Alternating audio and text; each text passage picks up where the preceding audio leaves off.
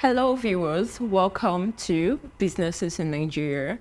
And today in the studio, we have another special guest in our midst. Remember, Businesses in Nigeria, we're a group of entrepreneurs coming together, giving you the pros and cons in the industry which you want to go into. We're giving you all the insight, we're giving you all the details to make it easy for you to transit into that business that you want to go into. Right here in the studio, we have Ty Bash in our midst, who will be giving us the pros and the cons of dry cleaning business here in Nigeria. So Ty Bash, thank you so much for being here in the studio. Thank you for having me. What do you love about dry cleaning business? Well, the unique thing about the business, which is cleanliness, that's what I love about dry cleaning. I like to look good myself, and I like to see people look good. Why did you go into the business in the first place? For ages past, we know there are two ways to make money, which is either you sell something or you render services. So I was looking for like a second stream, something to do to generate revenue for myself. And being dry cleaning be something that I have done while growing up during my school days, while I was still in secondary school. We used to do it manually, we call it washman. So, now I grew up, I'll be like, okay, since I have experience with this, we can do this in a big way. We can do it better now. We can do it in a more modern fashion way. So that's why we went into the business. What made dry cleaning unique? Cleanliness is one thing that is special, unique something. That's why I like I said before, I like to be clean and I like to see people looking good. That's why I go into the business. That's why we're there. So what are the pros and cons of the business? Oh, say advantage, you rack money, definitely. Yeah, you rack money. It's a legit way of making money. Even though, yes, it's about you render services and you get paid for it. I'm talking good money. A lot of people don't know that dry cleaning have some quiet, low-key money, slow, steady. If you're a patient person and you are able to build customer base, in the long run, you're going to make a lot of money and a lot of connection doing that kind of business. So, there is money in dry cleaning business. So don't talk down on dry cleaners because there is money in dry cleaning. During your business, of course, you have like different customers, different clients. Like, how do you handle rude conversations? Well, I am a very patient person. I also study human psychology. I will see even before you become rude, I will already see that you're eventually going to be rude. So I'm prepared waiting for when the time comes, and I'll just look at you. The best way to satisfy your customer, per se, they say customers are always right. So you have to let them air their anger, and at the end of the day, chew and apologize, still make them know that you're sorry. And to some people, they just be like, oh, after all my opera, this guy is still chill, and that's something I personally have in me. I will let you show your anger while I wait for you to finish, and then I will come. You don't. When a client is being rude due to you, don't be like. I don't have to. Be rude to me. No. Do you know who I am? Why are you talking to me in this way? Who you are? I gave you clothes to wash. Who you are is why we are in business. You are the one feeding us. So it is your money, it is your work that we do that gives us money for the business to continue running. So we don't have to look at who you are or who you are not. We are looking at what you are bringing for us. And with one customer, it's better that you don't gain one customer than losing one customer. The one customer that you lose can tend to make you lose 10 other customers, because he or she will going about telling people that you are a rude person, nobody should come your way or something like. So in business, you have to learn how to be able to entertain everybody regardless of their character or their mood, Walk away from rude compensation. Make sure you've honored this to be comfortable with you. It's better to gain a client than lose a client. It's better to not gain one client than losing one client, because one client that you lose can shut door for 10 other clients. And for instance, at the time when there was a damage to a particular client, a big fish, a big client of ours is actually a city senator, House of Rep member, and then because he's a good client and you wouldn't want to, it's not something you can be telling your client that, sorry, we burn your clothes, we don't burn your clothes, or we have caused some damage to your clothes. So we're lucky after we delivered the clothes. I was not even told, none of my boys told me that there was an issue to the senator's clothes. So it was the driver, one of the PA, when he was about giving the Oga that they noticed. So he brought it back to me, say he wouldn't like Oga to see data. If Oga sees this, he might not take it personal. He might not want us to maybe replace it or something, but it will cause something to our own image. He wouldn't want something that will dent our image in the sight of his boss. So what do we do about it? So quietly, I told him to not worry, that we're going to buy a new clothes, the new fabric, and give it to the same designers that made it. So on calling, Prospect, on calling the place where they bought the fabric, we had to call, and the man is in Aba. He told us that the price for that fabric, I think about 200 or something thousand, but I should video the thing and send to him. When he saw the thing, I said, okay, since because of the nature of our business, he knows that if we have to be paying for costs like that, we can move forward. So the man offered to help us. He actually said he will give us at the cost price, the buying of the fabric and the making, 100,000 naira. And you can imagine 100,000 naira, that's like 1 month revenue, something. But we thank God we are moving forward. So that's one of the challenges that comes with laundry and dry cleaning business. Have marketing your business failed at some point? Oh, well, there is no bad publicity. I won't say it has failed. It's only frustrating sometimes. And when we have different means of trying to market the business. We sometimes print out flyers and then we go all out by ourselves to start distributing. We also use some online mediums like family, friends. They post on their social handles, and they wouldn't say it has failed. Maybe it's not hitting the right target here. But for as far as we know in business, there is no bad publicity, so we'll not say it has failed. The lack of funding affects the business at some point? Of course. Yes, of course. You don't get money before the way Nigeria is. Yeah, so you start something, you are expecting that at some level or at some point you start racking profit. But a lot of challenges will come through, like the time that we were suffering from power shortage. So we had to resort to alternative means of power, which is generator. Well, we have standby, of course, but fuel was another thing for us to get.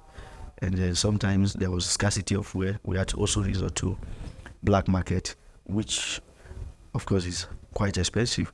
So it was challenging for us as a young entrepreneur. So.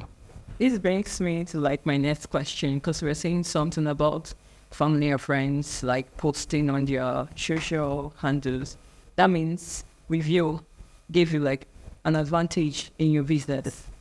Personally, the best of customers that we have that we enjoy today is from review.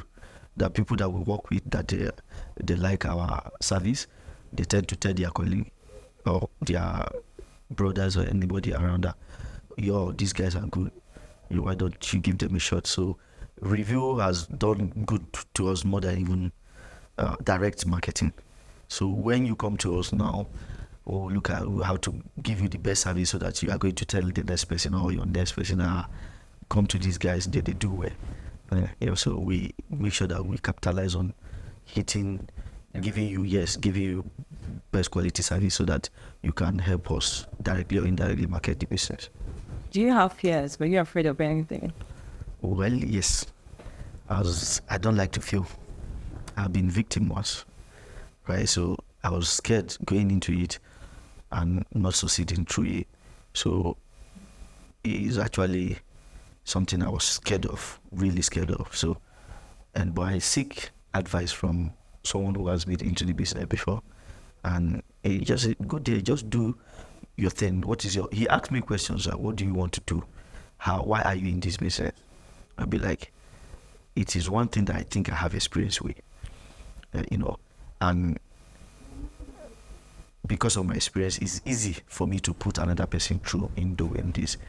So, and he said, okay, do it, maintain your pace, don't rush. Over time, you learn in it, you learn through it, and then you will do better when you are learning through it. And over time, I start seeing the manifestation of those words. Like, we started with so many fears in our heart, like, how are we going to go about this? Are we going to fail? Because we came into an environment where we scout and we saw that there are other competitors in the business, but we have style. We came with a different style, and in short time that we're in the business, in fact, it's like we took over in our geographical location. So Now that you know what you know, would you do anything differently? well, I would rather say not differently. I would rather say maybe in a way to expansion. For example, we partner with logistic companies for deliveries and pickups. So I would say, in that light, we would like to have our own personal van that is branded with the company name, that does for the purpose of pickups and delivery. How do you get clients to be patient with you? You have to be able to be someone who respects everybody regardless of class. You don't look at class. Every customer is important. So you must be very humble. You are out for money, so you bring yourself down and do whatever you can do. For even the smallest child is bringing business for you, so he's bringing money your way, so you have to respect them. How they make the money, you don't know, and it's not easy out there to me. You're saying you have to be humble. Very humble. To be patient with you. Well, when sometimes you get across with difficult people, it still boils down to your nature. You have to carry a humble. If you're not even a humble person, you can't be a public person. You cannot. Yes, you cannot. You won't be able to relate with a lot of people because there is some touch of craziness. That means you've pushed your limits for a client before. I wouldn't. Well, I am just living my normal life per se, but I keep my cool sometimes when I see that this situation is going out of hand. So I will maintain silence, allow you to do your rant, and come back with the healing language. The healing language is sorry. We are sorry, whatever it is that was getting you angry. Have you ever gone all out of your way for like a client? Have you? Oh yes. Yes. This particular question made me remember. Like I think about 2 weeks ago, there is this very good client of ours, one of our big client. So he brought his clothes on Saturday evening, maybe he forgot, knowing fully well that we don't work on Sundays. So by Sunday night at about 10 p.m. to 11 thereabout, he called and said, Mr. TJ, are my clothes ready? I'd be like, sorry sir, you brought your clothes yesterday evening and you know that we don't work on Sundays, but we have managed to wash them. And it's already been dried, clean. We are just waiting for it to get ironed. So we are hoping to do that tomorrow morning, which is Monday, the next day.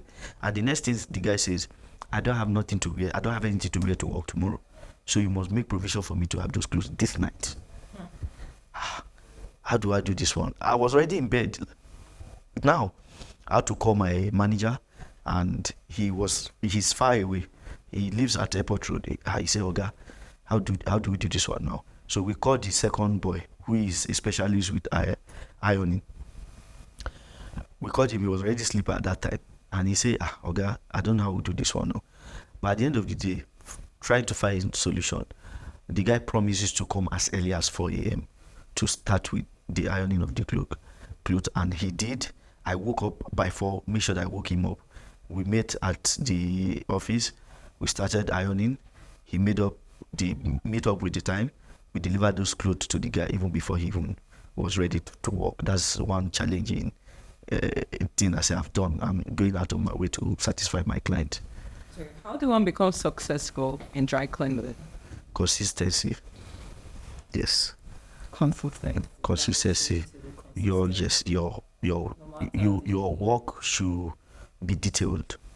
You should pay attention to the nature. Clothes have, we call ourselves clothes doctors. Yes, we didn't give clothes treatment if he's sick. Dirt, stain can be maybe oil, blood stain, makeup stain, any kind of stain. So there are special attention given to any specific stains.